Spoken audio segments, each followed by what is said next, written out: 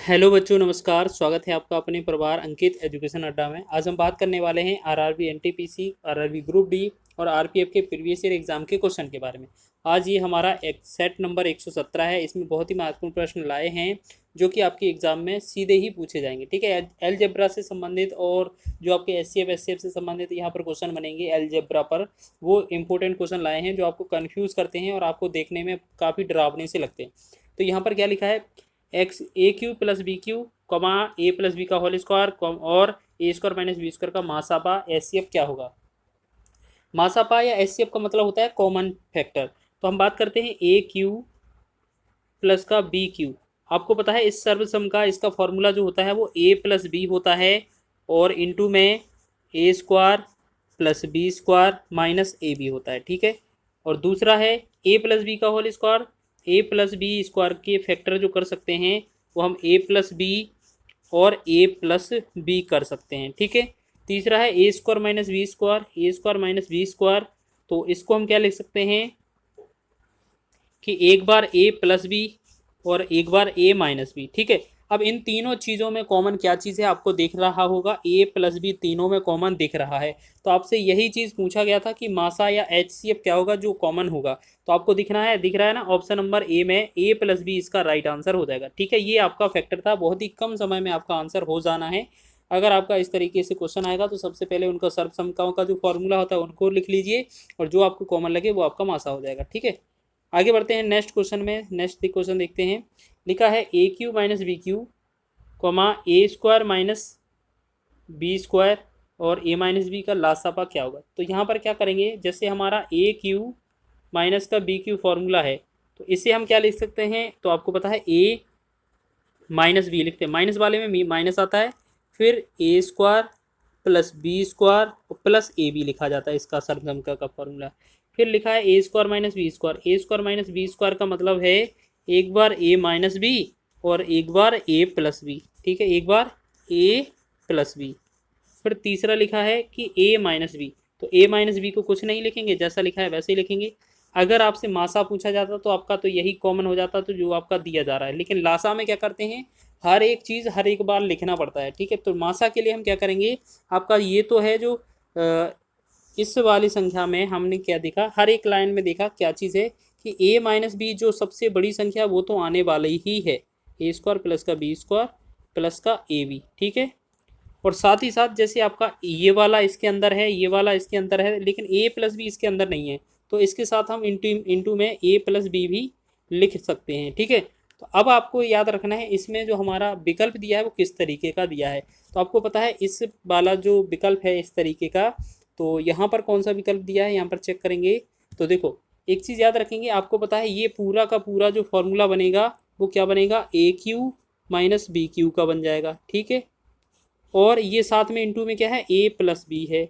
आपका ऐसा विकल्प कौन सा दिख रहा है जो इसमें बनेगा, तो ऑप्शन नंबर बी इसका राइट हो जाएगा, ये आपका लासा का आंसर बन जाएगा। ठीक है, चलिए आगे बात करते हैं नेक्स्ट क्वेश्चन की। आगे देखते हैं, तीसरा क्वेश्चन देखेंगे। ए प्लस बी बराबर दिया है 56 और ए माइनस बी का होल स्क्वायर दिया है 496। ठीक है, तो आपको याद रखना है कि ए और बी का गुणनफल क्या होगा।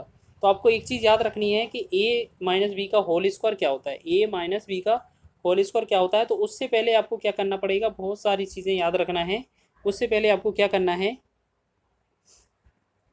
यहाँ पर सबसे पहले ए प्लस बी लिखा है। ठीक है, ए प्लस बी लिखा है। अब यहाँ पर हम क्या करते हैं, यहाँ पर सबसे पहले कि ए प्लस बी यहाँ पर 56 लिखा है, हम दोनों पक्षों का वर्ग कर देते हैं, इसका भी वर्ग इसका भी वर्ग। तो ये बनेगा ए स्क्वायर प्लस का बी स्क्वायर प्लस में 2ab और बराबर में ये जो होगा 56 का 56 में गुणा 3116 हो जाएगा। ठीक है, 3116। ठीक है, चलिए 3116 नहीं 3136 हो जाएगा। ठीक, अब दूसरी तरफ देखते हैं, अगर ए माइनस बी का होल स्क्वायर करते हैं, ए माइनस बी का होल स्क्वायर करते हैं, तो अब ये जो मान है इसका मान है ये कितना है, 496 है। अगर यहाँ पर ए स्क्वायर ए माइनस बी का होल स्क्वायर करते हैं तो ये कितना हो जाता है कि ए स्क्वायर प्लस का बी स्क्वायर माइनस का 2ab। ठीक, और बराबर में ये 496 हो जाता है। अब हम क्या करते हैं, इनमें से कोई सा भी एक वैल्यू निकाल लेंगे। ठीक है, इनमें से हम बात कर लेते हैं, इस तरफ ये क्या है 3136 उस तरफ ले जाएंगे तो ए स्क्वायर प्लस का बी स्क्वायर बराबर जो होगा 3136 माइनस का 2ab। आपको क्या करना है, ये ए स्क्वायर प्लस बी स्क्वायर की वैल्यू रख देनी है। तो हमारे पास ये दिया है ए स्क्वायर प्लस बी स्क्वायर का मान, तो यहाँ पर हम क्या करेंगे, पूरा रखेंगे 3136 माइनस 2ab, और माइनस 2ab पहले से ही मौजूद है हमारे पास, बराबर में 496। हम क्या करेंगे, 2ab कितना हो जाएगा, माइनस का 4ab।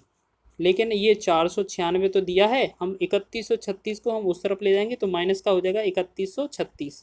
तो हमने देखा माइनस का 4ab जो है 4ab कितने के बराबर हो रहा है, 3136 जो दिया है उसमें से हमें क्या करना है, माइनस करना है। माइनस कितना करना है, 496। 496 जो माइनस करेंगे तो ये आएगा माइनस का 2640। ठीक है, तो यहाँ पर ये माइनस से माइनस कैंसिल हो जाएगा, और यहाँ पर जो 4 से भाग डिवाइड कर देंगे। यहाँ पर देखेंगे 4ab बराबर कितना दिया है, ये 2640। ठीक है, 2640। अगर आप यहाँ से 4 से डिवाइड करेंगे, 4 एकम 4, 4 से भरेंगे 4 सिंग 24, और 4 सिंग 24 एक 0, तो यहाँ पर a इंटू बी का जो मान आएगा वो कितना आएगा, 660। आपसे दोनों का गुणनफल ही पूछा गया था, देखो दोनों का गुणनफल a और b का क्या होगा, तो ये 660 जो होगा ऑप्शन नंबर डी इसका राइट आंसर हो जाएगा। ठीक है, थोड़ा टाइम टेकन था, लेकिन आपको क्या है, बार बार प्रैक्टिस कर लेनी है, जिससे कि आपका आंसर तुरंत ही आ जाए। आगे बढ़ते हैं, अगला प्रश्न देखेंगे। लिखा है यदि ए स्क्वायर माइनस बी स्क्वायर भागे ए प्लस बी बराबर 25 दिया है तो ए माइनस बी का वैल्यू क्या होगा। तो यहाँ पर क्या है, ए स्क्वायर, यहाँ पर क्या दिया है, यहाँ पर दिया है ए स्क्वायर माइनस का बी स्क्वायर, बटा में कितना दिया है, ए प्लस बी, और बराबर में दिया है 25। तो हम क्या करेंगे, इस ए स्क्वायर माइनस बी स्क्वायर की सर्वसम्मता लिखेंगे। तो इसे हम क्या लिख सकते हैं, एक बार ए प्लस बी और एक बार ए माइनस बी। ठीक है ना, और बटा में लिखेंगे ए प्लस बी। ठीक, और बराबर में दिया है 25। तो हम क्या करेंगे, ए प्लस बी से ए प्लस बी कट जाएगा, तो यहाँ पर जो बचेगा वो ए माइनस बी का जो वैल्यू बनेगा वो 25 बचेगा। तो यही तो आपसे पूछा था कि ए माइनस बी का वैल्यू क्या होगा, तो इसका आंसर जो होगा वो 25 ही होगा। ये आरपीएफ के एसआई के प्रश्न में ये पूछा गया है। ठीक है, चलिए आगे बढ़ेंगे नेक्स्ट क्वेश्चन की ओर। लिखा है यदि एक्स बराबर 12 और वाई बराबर 7 है तो मान ज्ञात कीजिए। तो हम क्या कर सकते हैं इसमें, यहाँ पर बहुत ही आसान प्रश्न है, वैसे तो हम सीधा वैल्यू रख के भी सॉल्व कर सकते हैं, लेकिन उसमें थोड़ा समय लग जाएगा। लेकिन आपको क्या करना है, इस तरीके का ये पैटर्न बहुत पूछा जाता है, एक्स स्क्वायर प्लस का वाई स्क्वायर माइनस का एक्स और वाई, नीचे क्या दिया है आपका एक्स क्यू प्लस का वाई क्यू। आपको क्या है, नीचे वाले का जो है वो सर्वसम का तोड़ देना है, वो एक्स स्क्वायर प्लस का वाई स्क्वायर माइनस का एक्स वाई ऊपर ही रहेगा, लेकिन नीचे का जो फॉर्मूला तोड़ेंगे एक्स क्यू प्लस का वाई क्यू का, तो इसका मतलब है एक्स प्लस वाई हो जाएगा एक बार, और x square plus y square minus का एक्स वाई, ये आपका नीचे का ये एक्स क्यू के बराबर सर्वसम का लग जाएगा। ठीक है, तो आपने देखा ऊपर वाला ये नीचे वाला सेम हो जा रहा था, तो यहाँ पर 1 में एक्स प्लस वाई बचेगा। ठीक है, तो आपको क्या याद रखना है, 1 में एक्स प्लस वाई, तो 1 में एक्स प्लस वाई को जोड़ देना है, एक्स और वाई को कितना 12 और 7 को ऐड कर देना, ये हमारा कितना आंसर हो जाएगा कि 1/19, 12 7 19 होता है ना, 1/19 जो होगा इस क्वेश्चन का राइट आंसर होगा। तो डी विकल्प इसका राइट आंसर है। ये एनटीपीसी में पूछा हुआ क्वेश्चन है, बहुत ही कम समय में आप इसको भी कर सकते हैं। आगे बात करते हैं नेक्स्ट छठवें क्वेश्चन की ओर। छठवां क्वेश्चन लिखा है a minus b cube plus b minus c का whole cube plus c minus a का होल क्यू बटा में 3 a minus b minus c minus a. अच्छा, इस क्वेश्चन को आप डायरेक्ट भी कर सकते हैं कि इसका आंसर कितना आ जाएगा। इसका आंसर एक आने वाला है, कैसे आएगा ये देखेंगे। यहाँ पर a माइनस बी दिया है, यहाँ पर a माइनस बी दिया है, जैसे हम मान लेते हैं a माइनस बी को x लिख लेते हैं। ठीक है, और यहाँ पर b माइनस सी लिखा है, यहाँ पर b माइनस सी को y लिखते हैं, और यहाँ पर c माइनस ए, तो यहाँ पर c माइनस ए के लिए हम z का प्रयोग करेंगे। तो यहाँ पर ये फॉर्मूला एक तरीके से लिखेंगे इसको, तो यहाँ a cube plus b cube plus c cube बटा में क्या हो जाएगा, यहाँ पर 3a, अरे सॉरी मिस्टेक हो गया, यहाँ पर ये ए क्यू के रूप में नहीं होगा, यहाँ पर ये क्या है एक्स क्यू के रूप में होगा, क्योंकि एक्स वाई जेड माना ना, x cube plus y cube plus z cube, और बटा में क्या हो जाएगा 3xyz। आपको पता होना चाहिए जो ऊपर का जो फॉर्मूला होता है a cube plus b cube plus c cube, ये जो फॉर्मूला बनता है वो x, ये जो होता है फॉर्मूला ऊपर का वो 3xyz के बराबर होता है, और नीचे आपका 3xyz दिया है, इससे ये कट जाएगा तो आपका आंसर आएगा 1। तो आपको एक चीज़ याद रखना है, ये जो फॉर्मूला है आपको एक फॉर्मूला याद रखना है, a cube plus b cube plus c cube बराबर जो होता है वो 3abc के बराबर होता है, और ये कब होता है, जब आपका जो वैल्यू है a प्लस बी प्लस सी का जो वैल्यू है वो 0 हो। क्योंकि अगर आप इन सभी को जोड़ेंगे, ठीक है, यहाँ पर x को, y को और z को, इन सब का जो आंसर है वो x plus y plus z है। वो सब का मान देखो, a से a, c से c, b से b कट जाएगा, तो ये कितना 0 बनेगा। तो इस वजह से ये आपका फॉर्मूला इसमें अप्लाई हो जाएगा, जिससे कि आपका आंसर एक आ जाएगा। तो ऑप्शन नंबर ए इसका राइट हो जाएगा।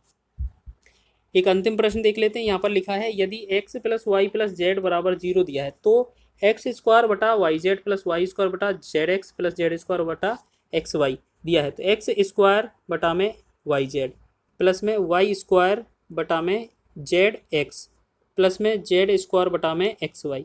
तो हम क्या करेंगे, पहले वाले में दोनों में ऊपर नीचे, यहाँ पर ये जेड था इसके साथ, ठीक है, पहले वाले में हम दोनों में, पहले वाले में ऊपर और नीचे अंश एवं हर में एक्स से गुणा कर देते हैं। तो एक्स का एक्स स्क्वायर का एक्स क्यू बन जाएगा, नीचे एक्स वाई जेड बन जाएगा, प्लस दूसरे वाले में हम वाई से ऊपर नीचे गुणा कर देते हैं, वाई क्यू बन जाएगा ऊपर और नीचे एक्स वाई जेड बन जाएगा, प्लस तीसरे में जेड से ऊपर नीचे गुणा करेंगे तो ऊपर जेड क्यू बनेगा, नीचे एक्स वाई और जेड बन जाएगा। ठीक है, तो हमने देखा लासा तीनों में सेम आ रहा है तो एक्स वाई जेड ही आ जाएगा। ऊपर जो बनेगा वो लासा सेम है और ना पूरा का पूरा सेम जा रहा है, तो ऊपर वाली वैल्यू भी सीधा जोड़ देंगे, x cube plus y cube plus z cube. अभी आपको बताया था इसका जो फॉर्मूला होता है वो क्या होता है, 3xyz के बराबर होता है। और नीचे आपका xyz दिया है तो आपका जो 3xyz कट जाएगा तो 3 जो होगा इसका राइट आंसर हो जाएगा। तो ऑप्शन नंबर ए इसका राइट आंसर हो जाएगा। ये आपने कौन सा इसमें सर्वसम का लगाया, इसके बराबर। तो यहाँ पर जैसे ए क्यू होता है प्लस बी क्यू होता है प्लस सी क्यू, जो आंसर होता है इसका जो सर्वसम का बनता है वो 3abc के बराबर बनता है। इसी सर्वसम का हमने यूज़ किया है। ठीक है, चलिए, तो ये सभी आशा है आपको क्वेश्चन समझ में आए होंगे और अच्छे भी लगे होंगे। अगर वीडियो पसंद आया है तो वीडियो को लाइक करें, शेयर करें, चैनल पर नए हैं तो चैनल को सब्सक्राइब भी कर लें।